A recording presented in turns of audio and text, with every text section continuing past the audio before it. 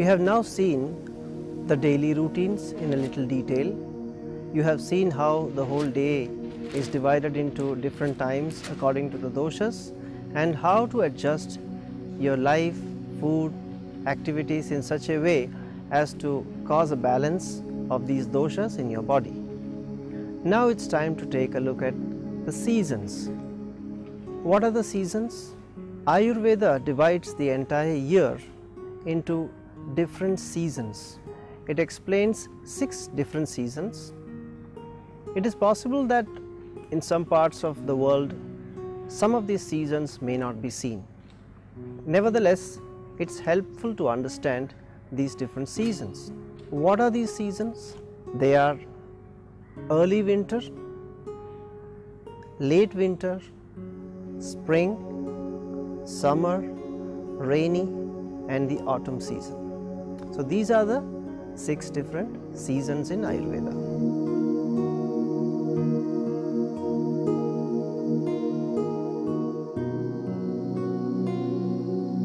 Now, the different seasons, how do these seasons come about? These seasons occur due to the rotation of the earth with respect to the sun and with respect to its own axis. The earth has 3 different rotations. The first rotation is, as we all know, it's moving around the sun. The second is that it's moving around its own axis. There is an axis that passes through the center of the earth from the north pole to the south pole, an imaginary axis, and the earth keeps moving around this axis. And the third movement is the axis itself keeps rotating. So the earth is rotating around the axis is rotating, and the axis and the earth are both rotating around the sun.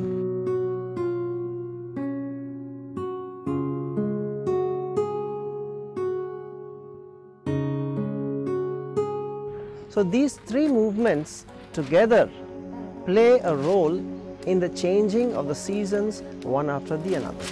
So with the movement of the earth around the sun, 3 things vary.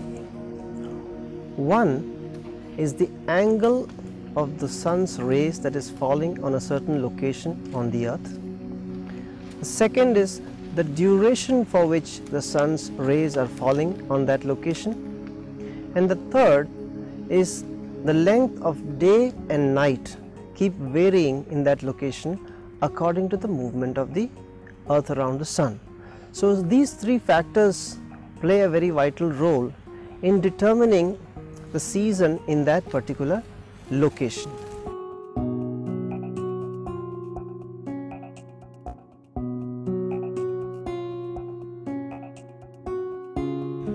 Now, the Ayurvedic concept divides the year into 2 parts.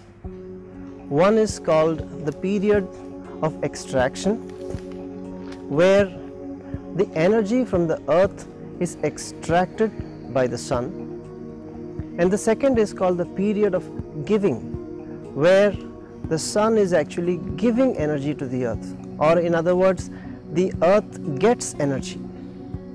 So these are the 2 different broad divisions of the year, and during the time when the earth receives energy, that is the time when less amount of sun rays fall upon that location on the earth, as a result of which there is very less energy dissipation. So there is conservation of energy on that part of the earth, and the flora, fauna and the human beings living in that particular location feel a greater amount of energy. There is building of body tissues, more building of body tissues during that time of the year. And as opposed to that, there is a period of extraction when there is excess amount of sunlight falling on that particular location on the earth, as a result of which there is more draining of energy from the bodies of those living beings living on that particular location. It may be plants, it may be animals, human beings. So people feel tired during that part of the year. People feel less energetic, they feel more drained of energy, and this period is known as the period of extraction, when there is more sunlight falling on that part of the year. And the seasons when there is more sunlight falling on a location on the earth are the late winter, the spring season and the summer season.